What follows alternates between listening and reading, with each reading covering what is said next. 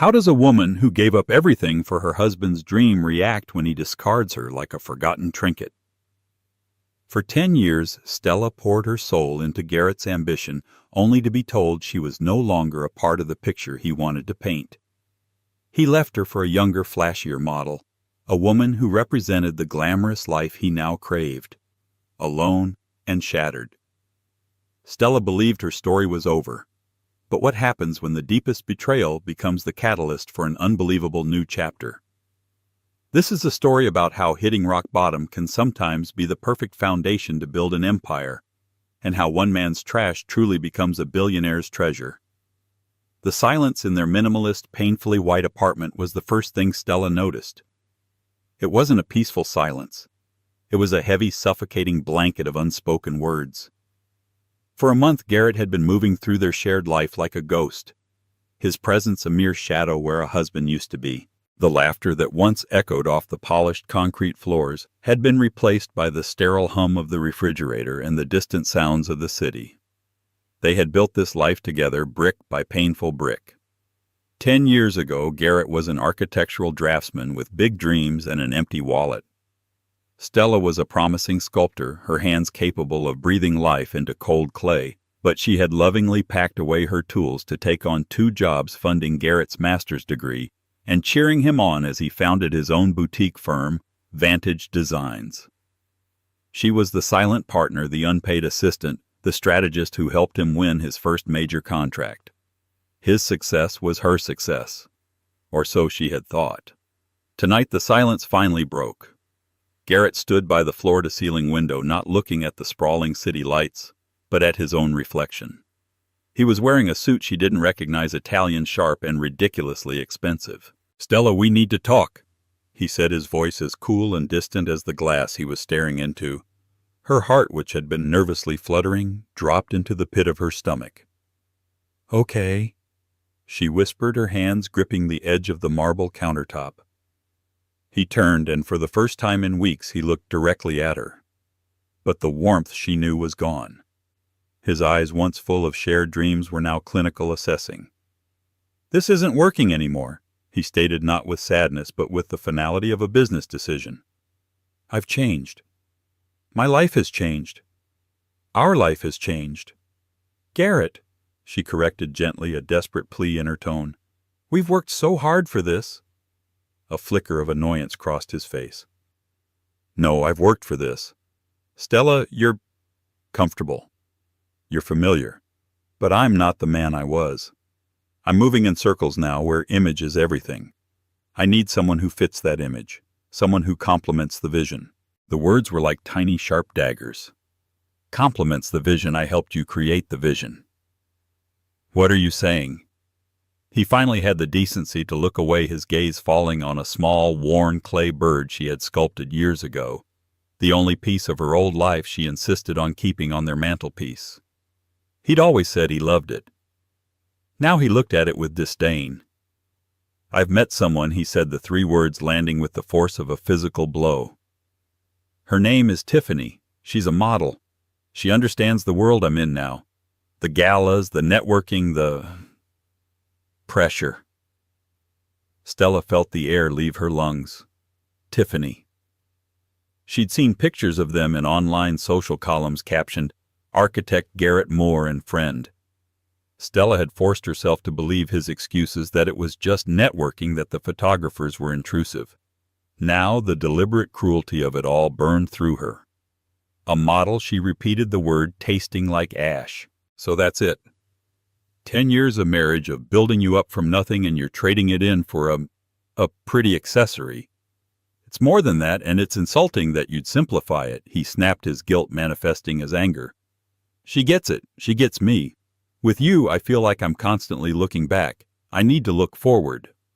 He walked over to their bedroom and came back out with a sleek leather suitcase she had bought him for their last anniversary. It was already packed. He had planned this. The coldness, the distance of the past month, it was all a calculated withdrawal. "All the legal documents will be sent to you by my lawyer," he said, adjusting his tie. "I've made sure you'll be comfortable. The apartment is yours. I'll be more than fair." He was treating their divorce like a severance package. Stella felt a wave of nausea. Fair. You think money makes this fair? Garrett, look at me. We built a life here. We promised each other forever. People change. Stella, he set his hand on the doorknob. He paused and looked back at her, his expression a mixture of pity and impatience. I'm sorry it has to be this way. I truly hope you find happiness. The platitude was more insulting than the betrayal itself. He opened the door and the sterile silence of the hallway flooded in. Before he stepped out, he gave her one last piece of advice, a final devastating blow. My advice. Start thinking about your own future. You can't live in my shadow forever. And then he was gone. The door clicked shut and the heavy silence returned. Only this time it was filled with the deafening sound of her world collapsing. She stood frozen in the middle of the room, the perfect minimalist prison he had built, and her, its only inmate. He hadn't just left her. He had erased her from the picture of the life she helped create. The days that followed were a blur of gray. Stella moved through the apartment like a ghost, a specter, in a life that was no longer hers. Every object screamed Garrett's name. The espresso machine he had to have, the ridiculously uncomfortable sofa he'd chosen because it was featured in a design magazine, the framed blueprints of his award-winning skyscraper hanging on the wall, a project whose initial concept she had helped him brainstorm on a napkin in a cheap diner years ago. Her friends rallied around her. Her best friend Paige, a fiery redhead with a no-nonsense attitude, came over armed with 2 bottles of wine and a plan to burn all of Garrett's remaining possessions. They spent an evening packing his books, his clothes, the ridiculously large collection of self-important architectural awards into boxes labeling them ego and things a snake shed. It brought a temporary smile to Stella's face, but when Paige left, the emptiness returned larger and more cavernous than before. The true torture, however, came from the digital world. Garrett and Tiffany were not discreet. Their new life was broadcast in high definition across every social media platform. There they were clinking champagne glasses on a yacht in Monaco. There was Tiffany draped over Garrett at a red carpet event, her dress worth more than Stella's car. Her professional model's Instagram was a curated diary of their perfect romance. Each post was a meticulously crafted knife twisting in Stella's wound. The captions were the worst.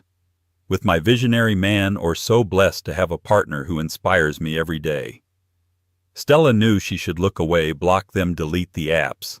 But it was like probing a sore tooth. The pain was a confirmation that this was real, that her past life hadn't been a dream. The comments from strangers were brutal. They looked so much better together. His old wife was so plain. Now that's a power couple. She had become a footnote in her own story, a before picture no one cared to remember. Garrett's advice to start thinking about her own future echoed in her mind a cruel taunt. What future? She had poured her entire being into his. She hadn't sculpted in years. Her hands, once covered in clay, had grown soft from typing up his proposals and managing his calendar. One rainy Tuesday, a courier delivered a large, sleek black box.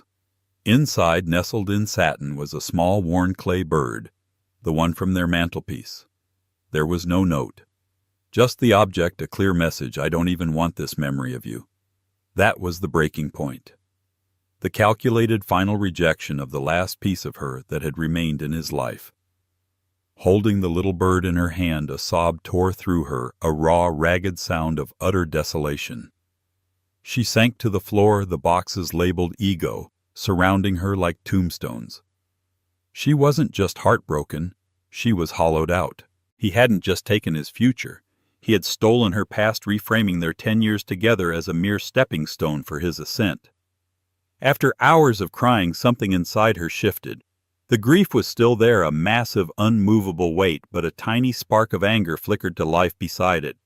Who was Garrett Moore to decide her worth? Who was he to erase her? She stood up, her legs shaky, and walked to a closet she hadn't opened in years. Behind old coats and forgotten luggage was a large, dust-covered trunk. She heaved it open. Inside, wrapped in old cloths, were her sculpting tools, bags of hardened clay and half-finished projects from a lifetime ago. Her fingers trembling traced the cool metal of a wire tool. She remembered the feeling of the clay beneath her hands, the way it yielded, the way it could be molded from a formless lump into something with meaning and beauty. She wasn't a footnote. She was a creator. He had taken her life's blueprint, but she still knew how to build. That night, for the first time in nearly a decade, Stella didn't sleep. She worked. She took a block of clay, and with tears still tracking paths down her dusty cheeks, she began to sculpt.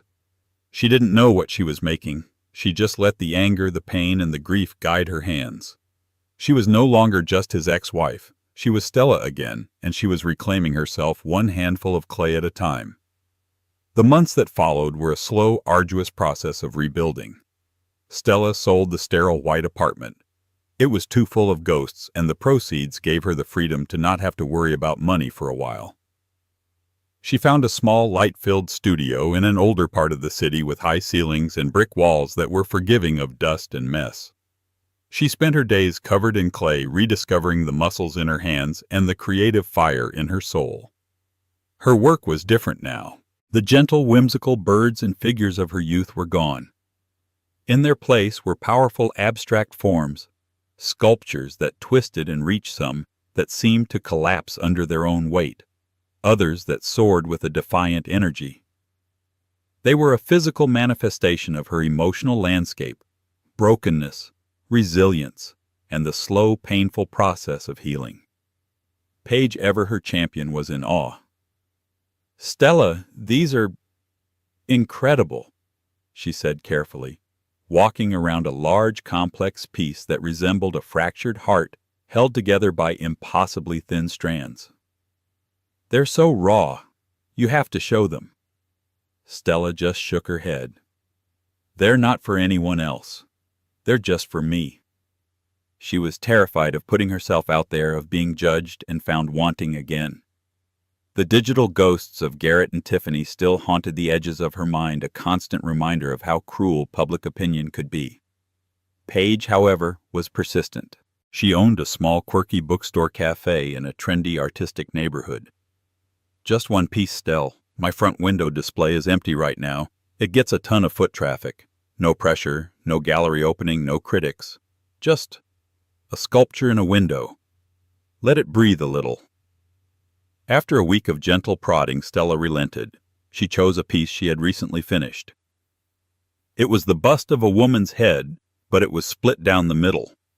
One side was smooth and serene, the other a chaotic, textured tangle of shapes that seemed to be breaking away.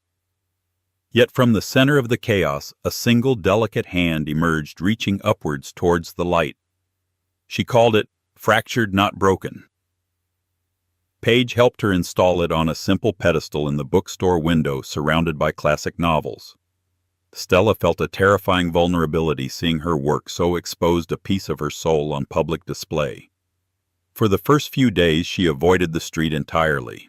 But then Paige started sending her photos, pictures of people stopping on the sidewalk, their faces full of curiosity and contemplation. A photo of an art student sketching it in a notebook. A text that read, "Some guy in a ridiculously sharp suit just stood here staring at it for a full 10 minutes. Gave me the creeps, but in a rich, important way." Stella dismissed it, but the seed of confidence had been planted. Maybe her work did have a voice. Maybe it could speak to people. One afternoon, a week later, an email landed in her inbox. The subject line was simply, "Regarding your sculpture." The sender's name was Arthur Vance, with an email address from a corporate entity she didn't recognize, Beaumont Enterprises. The email was brief and formal. "Ms. Collins, I am the executive assistant to Mr. Winston Beaumont. Mr. Beaumont has taken a profound interest in the sculpture currently on display at the Daily Grind bookstore. He would like to discuss the possibility of acquiring it and to speak with you regarding your portfolio. He has requested a meeting at your earliest convenience. A car will be sent for you. Sincerely, Arthur Vance, Executive Assistant to the CEO, Beaumont Enterprises." Stella's blood ran cold. Winston Beaumont. The name was legendary. He was a reclusive, almost mythical billionaire known for his eccentric nature and his portfolio of ultra-luxury brands from bespoke hotels to high-fashion labels.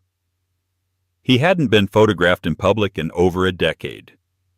Garrett had once spent 6 months trying and failing to get a meeting with Beaumont's firm for a potential project. This had to be a joke, a prank.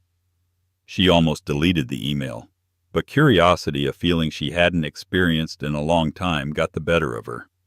With trembling hands, she typed a short reply agreeing to a meeting the following day. She had no idea that this single email, prompted by a piece of her broken heart sitting in a bookstore window, was about to set in motion a chain of events that would not only change her life, but would also serve a dish of karma so cold, Garrett Moore would never see it coming. The next day, a sleek black car so silent it seemed to glide rather than drive, pulled up outside her modest studio. The driver, a stoic man in a crisp uniform, held the door open for her. Stella, dressed in her nicest black trousers and a simple silk blouse, felt woefully underdressed as she sank into the plush leather interior. The car smelled of wealth, a subtle clean scent that was a world away from the earthy smell of clay and turpentine that usually clung to her. They drove to the heart of the financial district, pulling up to a skyscraper that pierced the clouds. The Beaumont Enterprises logo was so discreet it was almost invisible. This wasn't a place that needed to announce its power. It simply existed. In the lobby, she was met by a tall, impeccably dressed man in his late 50s with silver hair and intelligent eyes. "Ms. Collins, I'm Arthur Vance. It's a pleasure to meet you." His handshake was firm and his smile was genuine, putting her slightly at ease. He led her to a private elevator that ascended with dizzying speed, opening directly into a vast corner office. 3 of the walls were pure glass, offering a breathtaking, godlike view of the entire city. The 4th wall was a library of ancient-looking books. The only furniture was a massive modern desk made of a single piece of polished oak and 2 simple chairs. And sitting behind the desk, not looking at her but at the city below, was Winston Beaumont. He was older than she expected, perhaps in his early 70s, with a mane of white hair and a face etched with the kind of lines that spoke of both intense thought and rare hearty laughter. He wore a simple cashmere sweater, not a suit. He didn't speak for a full minute, and Stella stood awkwardly by the door, Arthur having vanished as silently as he appeared.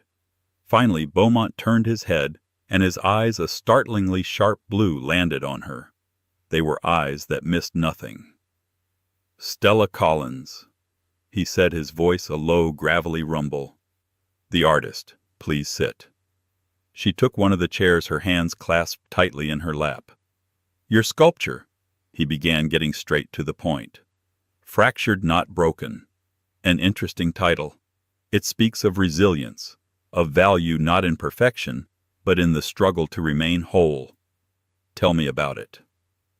Startled by his directness, Stella found herself talking. She told him about the piece, not about the divorce, but about the abstract feelings behind it, the idea of strength in vulnerability, of beauty in imperfection. She spoke with a passion she thought she had lost. He listened intently, nodding slowly. When she finished, he swiveled his chair to face her fully. "I'm launching a new brand, Ms. Collins, my final legacy project, you might say. It's called Echelon.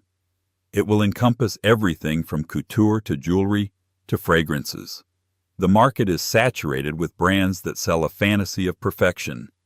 Flawless teenage models selling anti-aging cream. Airbrushed celebrities selling an idea of a life no one actually lives. It's a hollow, boring lie." He leaned forward, his blue eyes intense. "Echelon will not sell fantasy. It will sell authenticity. It will celebrate character, wisdom, resilience. The beauty of a life fully lived with all its scars and triumphs. I don't want a model to be the face of my brand. I want a story. I want a soul." Stella's heart began to beat faster, a confusing mix of fear and dawning comprehension swirling in her gut. I don't understand, Mr. Beaumont. What does this have to do with me?" "I've done my research on you, Stella," he said plainly, and a chill went down her spine. I know who you were married to. I know the story of Vantage Designs. I know that his name is on the door, but the foundation was built with your hands. He discarded you when you no longer fit his image. He said the word image with the same contempt Garrett had used, but for a completely different reason. Your sculpture told me half the story. The internet told me the rest. You are a woman of substance, of talent, of quiet strength who was cast aside for a shallow and fleeting illusion. You are everything my brand stands for. He stood up and walked to the window, his back to her. I don't want to buy your sculpture, Stella. I want to buy your story. I want you to be the face of Echelon. The air in the room seemed to vanish. Stella stared at his silhouette, speechless. Her, the plain, comfortable ex-wife. Be the face of a billionaire's luxury brand. It was insane. It was impossible. Me, she finally managed to choke out. Mr. Beaumont, I'm not a model. I'm nearly 40. I have smile lines and I wouldn't know the first thing about. Good. He cut her off, turning back to face her. I am not looking for a model. I am looking for a woman. The world is tired of being sold an impossible standard. They are hungry for something real. Your smile lines are a testament to joy. Your story is a testament to survival. That is infinitely more beautiful and more valuable than the vacant perfection Tiffany or whatever her name is sells. He walked back to his desk and pushed a thick portfolio across its polished surface. This is the preliminary contract.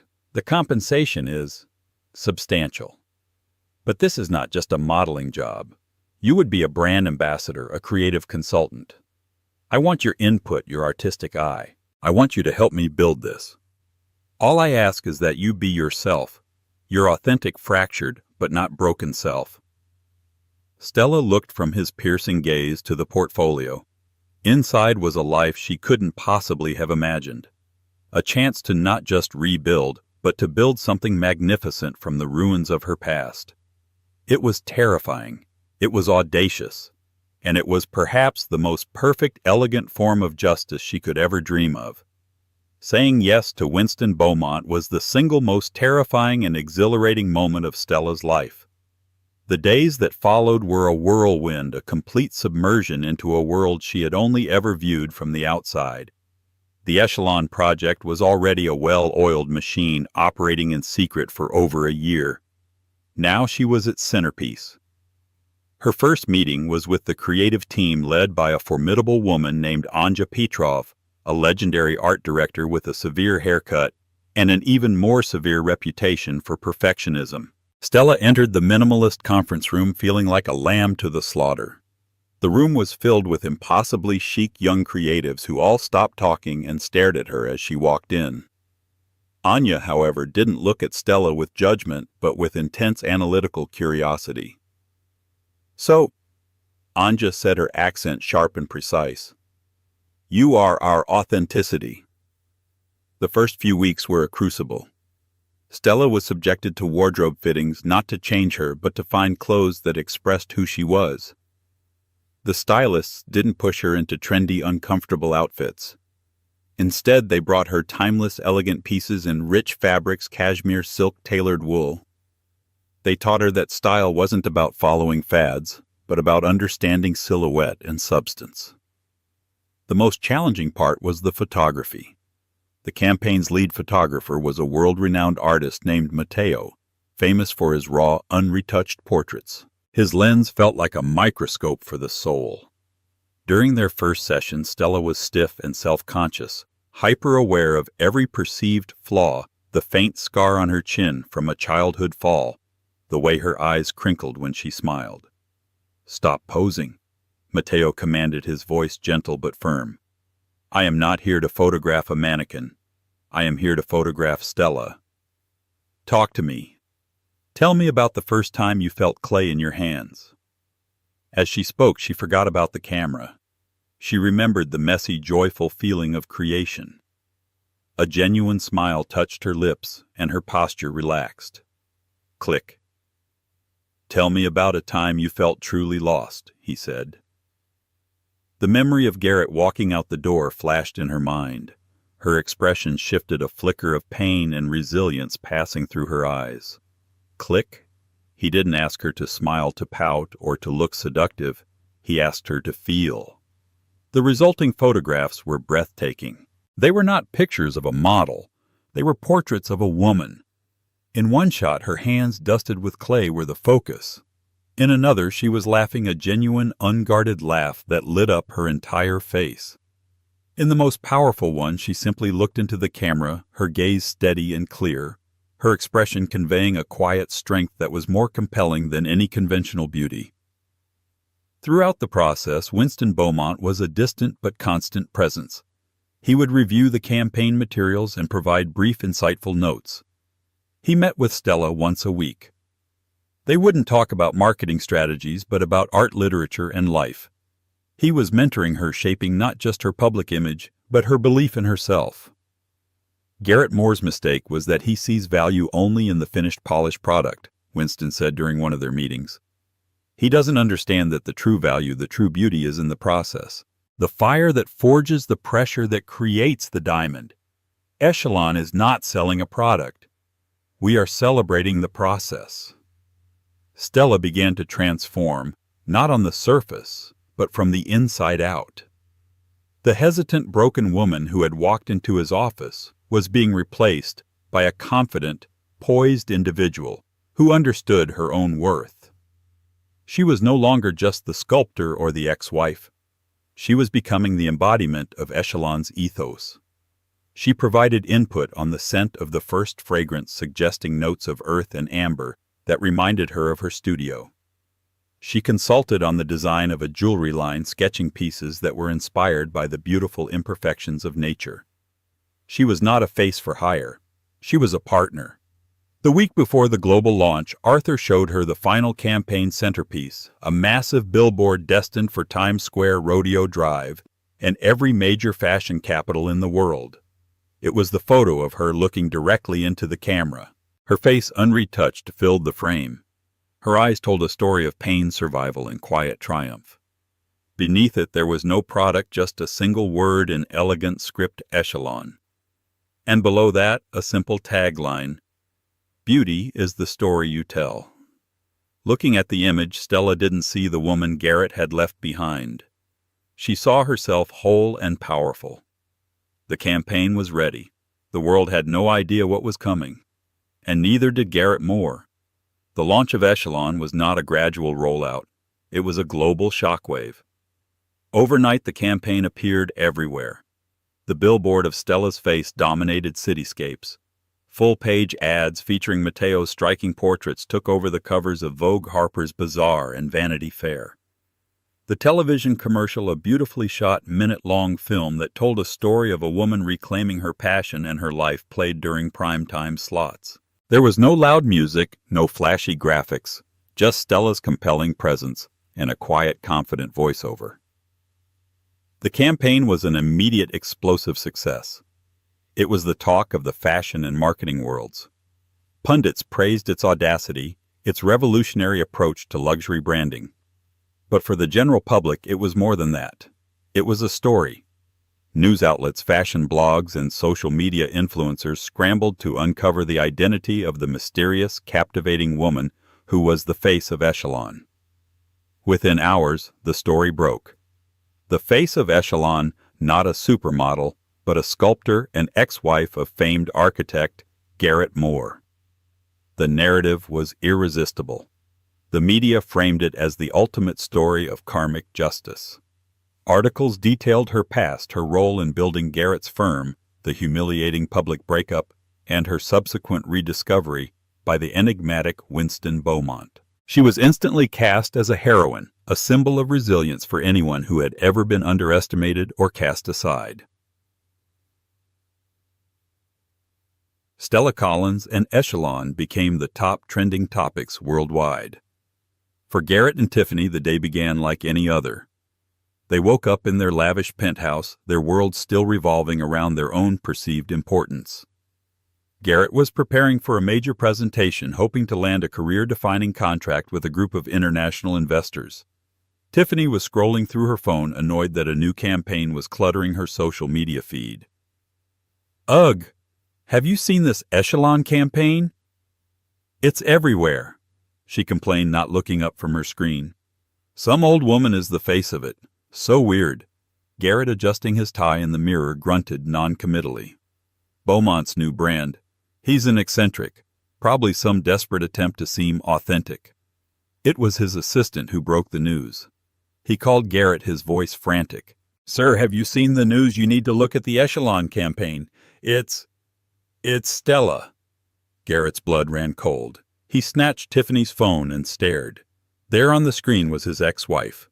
Not the quiet, mousy Stella he remembered, but a powerful, luminous woman who looked directly at him from the digital page, her eyes holding a universe of strength he had never bothered to see.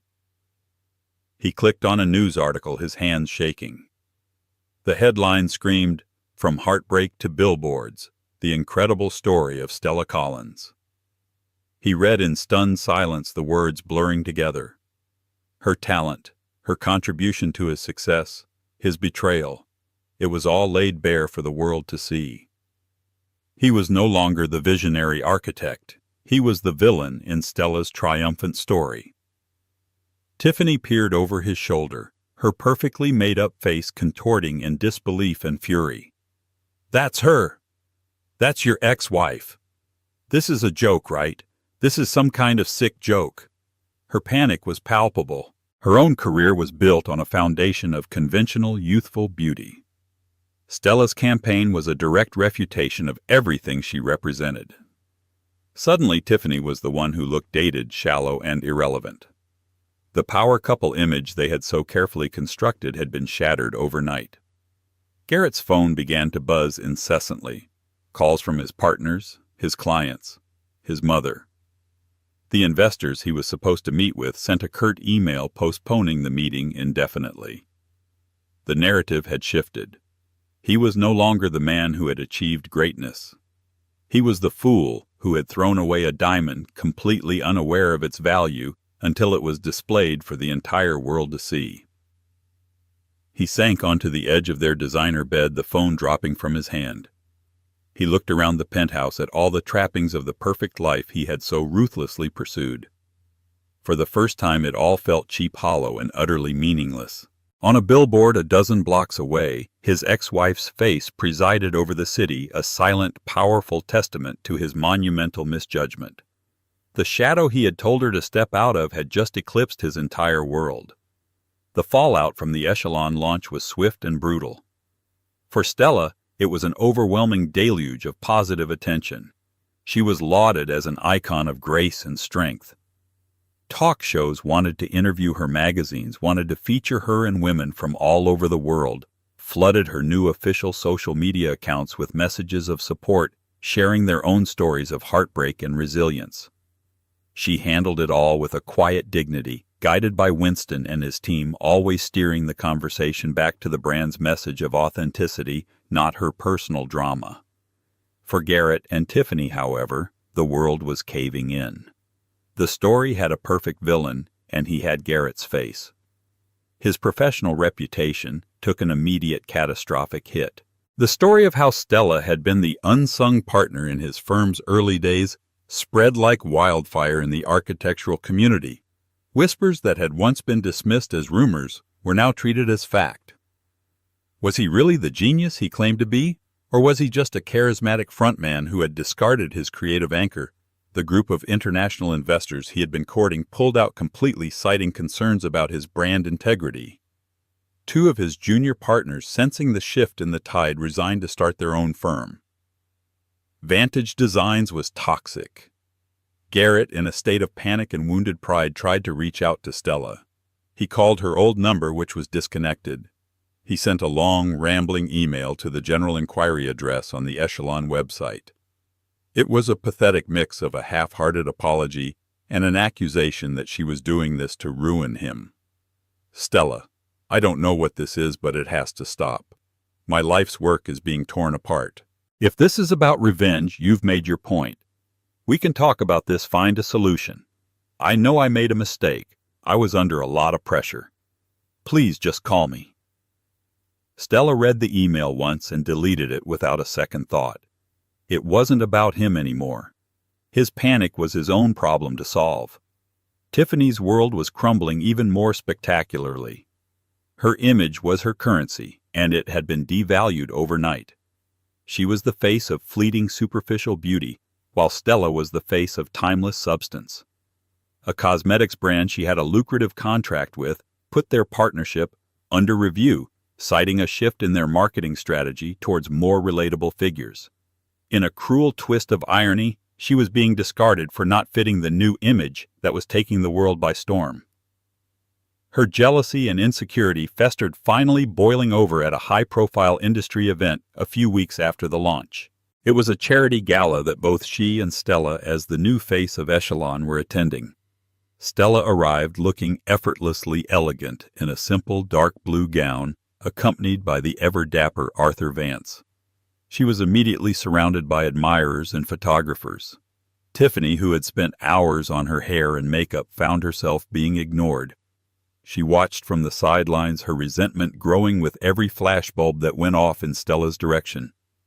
Fueled by champagne and desperation, she decided to confront her. She cornered Stella near the terrace.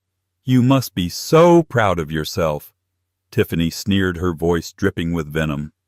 "Tearing down his life all because you couldn't handle being left behind."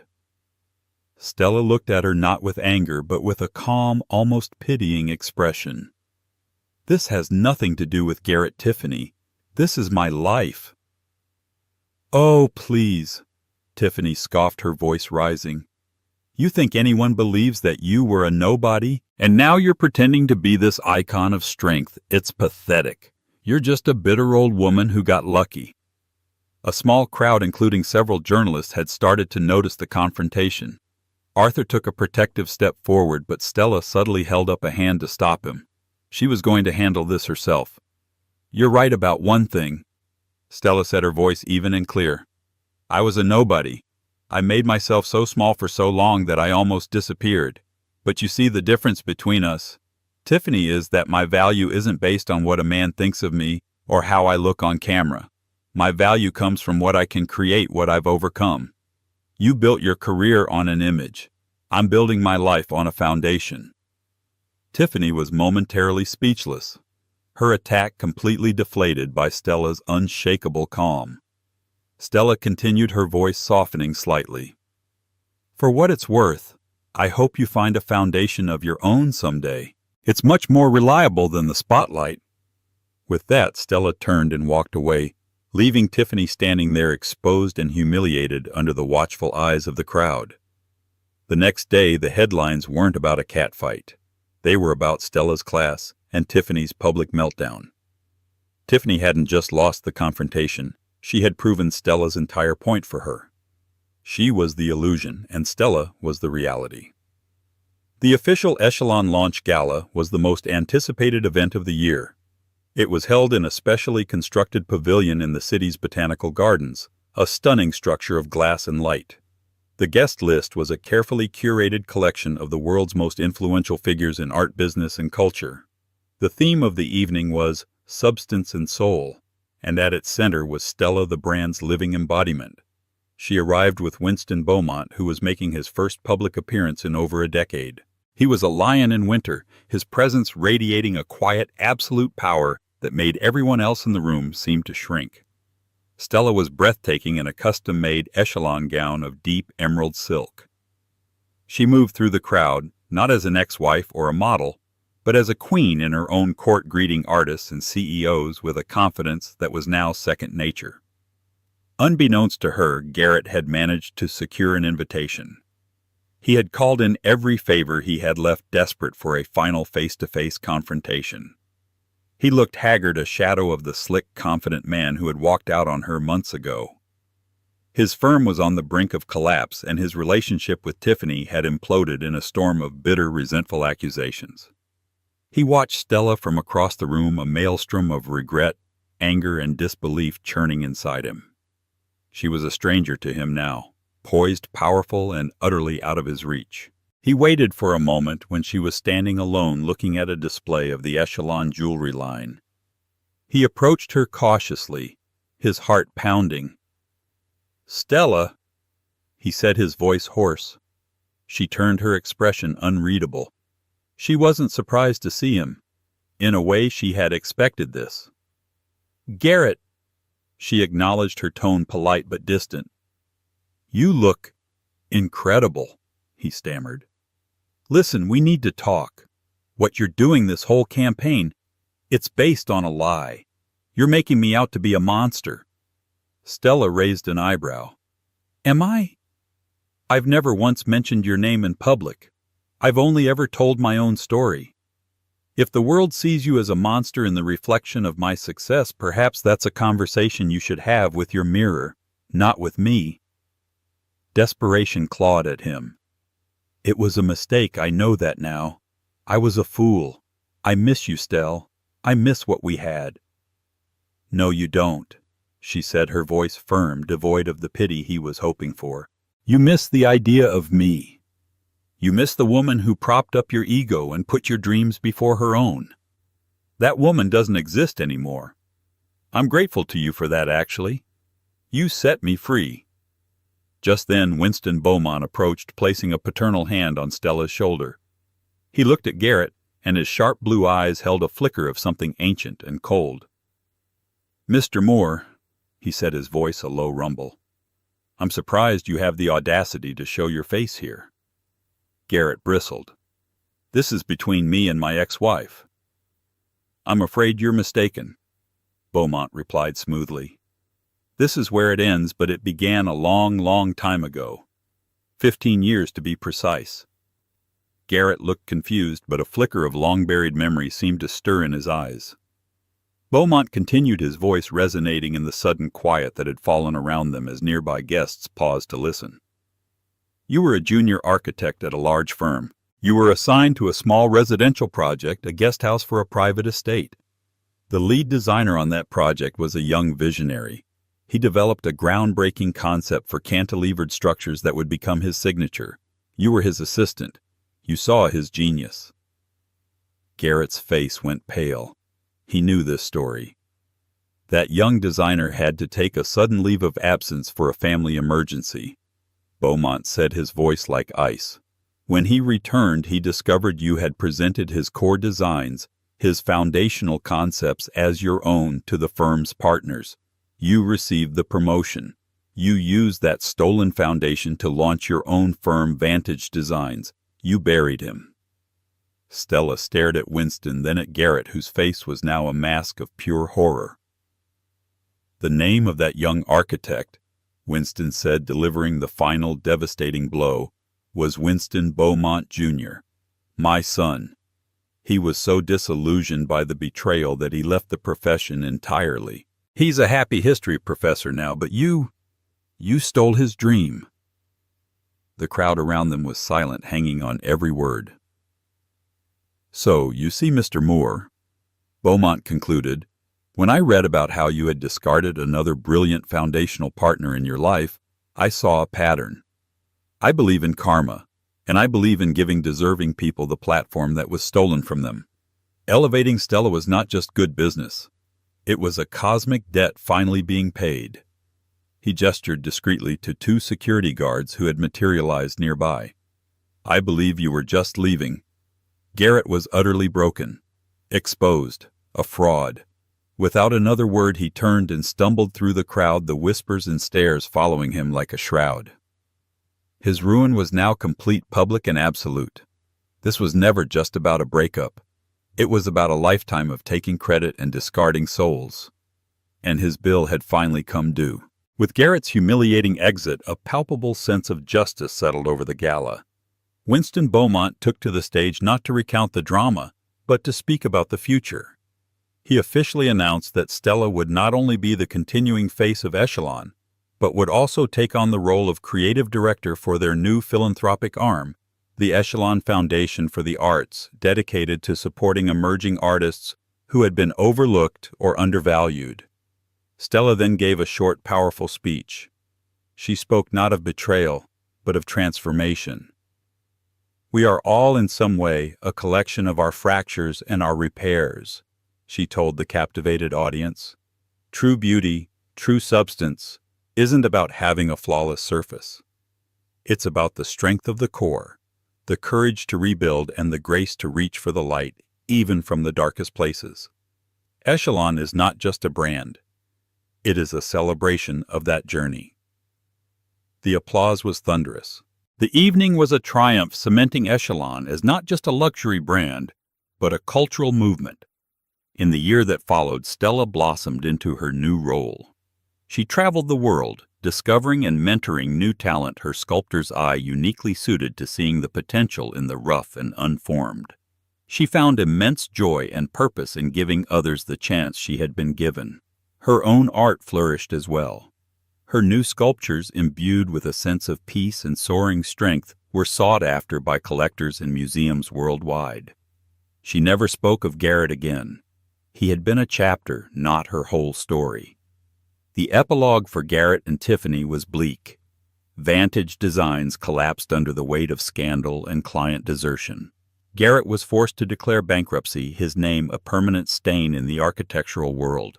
Tiffany, her modeling career over, faded into obscurity, another casualty of a world that was constantly searching for the next new thing. Their relationship, built on the shifting sands of image and opportunism, had not survived the first tremor of adversity.